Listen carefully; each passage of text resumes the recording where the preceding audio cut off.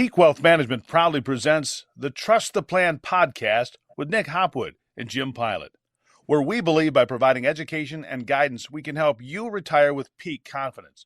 Now, here are your certified financial planners, Nick and Jim. Welcome, everyone, to the Trust the Plan podcast. I'm Preston. And I'm Jim. And spring is here, Jim. Feels like it was never coming, doesn't it? Yeah. The winter just seemed to drag on and on and on. I know. I remember quite a few times where I went outside this spring and I was like, finally, spring is here. And then a week later, we got snow and cold snaps. Yeah. Every 60-degree day was followed by some more 30s, it felt like. Yeah. We made it, I think. Yeah. Well, now you jinxed us. Yeah. So, any big summer plans for you guys this year? You know, we don't have a lot of big summer plans with my second heading off to college this year. We're going to try to just do some stuff as a family, get to the lake a little bit, things like that. Get ready for 2 out of the house and just one left. So it's starting to feel kind of different. Yeah. Well, that'll be fun, though. It'll be a nice, relaxed summer. Kind of the last summer, right? Yeah, if my wife is watching this, she might tear up. It feels like that occasion. How about you guys? Anything exciting? We're talking about stuff. Probably going to take a trip, but still need to decide where and what exactly that looks like. Very good. Very good. So, to be decided. Maybe next month on the podcast we'll talk about Sit tight. So today we are talking about an article that we read that was pretty eye-opening for us as advisors when we went through it. And the big headline, which if you're watching on YouTube, you'll see behind me, is nearly half of American households have no retirement savings at all. Wow. Can you believe it? It does seem like a pretty big number. 50% of people have zero in retirement, huh? Yeah. When we were first talking about this and reading this article, my initial take was, well, this accounts for, 20, 21-year-olds who are fresh out of college and literally haven't had the chance to start, but they are not half. So there is a dramatic number of people who are later in life who account for this number, which is surprising. Yeah, that seems to get a little more dangerous, right? Yeah. So just diving into some of the details of this article, one of the numbers that jumped out to us was you can break it down by age, and we'll link the article in the YouTube video too, just so everyone can read it. But you can break it down by age, and for people who are age 50 plus, 63% said they do have retirement, which is better than half, but if you flip it around, that means 37% of people age 50 plus also have no retirement, no savings yet. Yeah, wow, that's a higher number than I would have expected, and that's it's scary because we talk about the retirement red zone a lot, and you're square in the red zone from there, and starting from zero can be a daunting task for sure. Yeah, and to your point, the good news for these people is they're not at retirement yet, so they've got time to fix it, but they need to really, as Nick likes to say, put on the full court press and run the hurry up offense here. Yeah, definitely. Makes sense. Yeah. And kind of just going down that rabbit hole too, there are people who are on the younger side in this article who also haven't started retirement, and they should. We would definitely recommend getting going while you're young, but at least they have 30, 40 years to get going. Yeah, we're huge believers in starting early. I think one of the greatest things you can do when right out of college, hit your first job, is find a way to start saving. I know that's hard for a lot of people. We just had a conversation with a group this morning about home prices and down payment. Average home price is 400 some thousand. That means your down payment's got to be 80 some thousand. Well, it's not easy for kids to come up with that kind of money, so it's a real challenge there. So they're scraping every which way they can just to pay the bills. And I know retirement sometimes gets put on the back burner, but we're such big believers in starting early, a little bit over long periods of time, has a tremendous impact. Yeah, every little bit matters, especially while you're young, because it can double and double and double and double over time. Let your money work for you, right? Yeah. Instead of you being the one having to do all the saving, let the money get out there and work a little bit too. Right.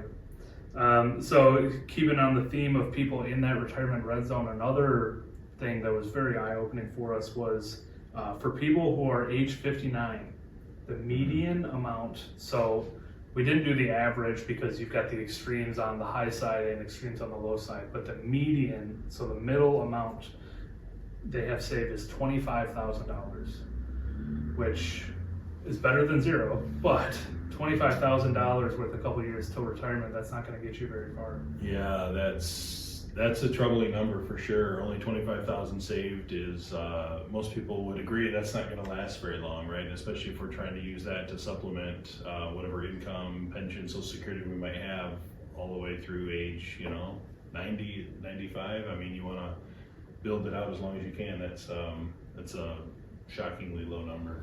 Yeah, and again, back to the point of hurry up offense, definitely have some work to do there. And,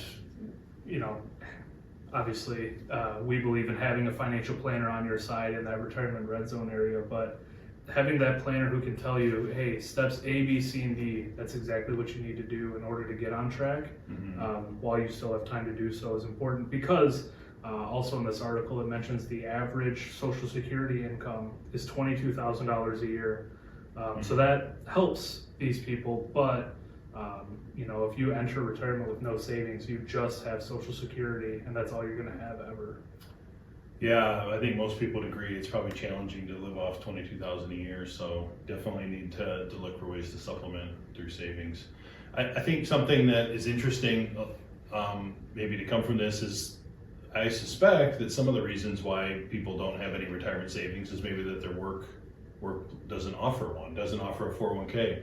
So are these people just out of luck? Do they just say, oh, well, stinks to be me? Or are there better options for them?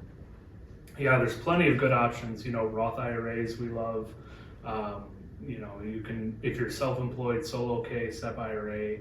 There's so many options, and even once you're beyond these types of options, you can save massively to a brokerage account where there's no limits on contributions or income or anything like that. So there's plenty of ways to save. You just got to find the capacity. Yeah, I think that's a great point, and often overlooked. I mean, people, will often say, "Well, my work doesn't have a 401k, or they don't have any matching. What's the point?" Right? Well, there's a ton of points, a ton of reasons to still save through, in a 401k, even if they don't offer matching. But maybe you think you're not eligible for a Roth IRA. Like, there's, we hear tons and tons of excuses, but that brokerage account, right? No limit on how much goes in, no restriction on who can put money in. Like, no matter who you are out there watching, listening, there's an account that you can begin saving to, and you can be as aggressive or conservative as you want or need to be in that account. Yeah, oftentimes it's just the first step of setting up that first deposit, or setting it up automatically would be even better, but just making that first step, and then you dive right in, and then you fast forward 10 years from now and you don't even know what you missed, but you see that account balance has now grown. Yeah, I think you brought up a great point, because we just highlighted the fact that trust me, there's an account out there that you can add to, but then, taking it back to your concept that you brought up before about automatic millionaire, right? Well, if you don't have a 401k and you're not payroll deducting, that doesn't mean you can't set up an automatic payment. And you know as well as anybody how successful people are when they do that.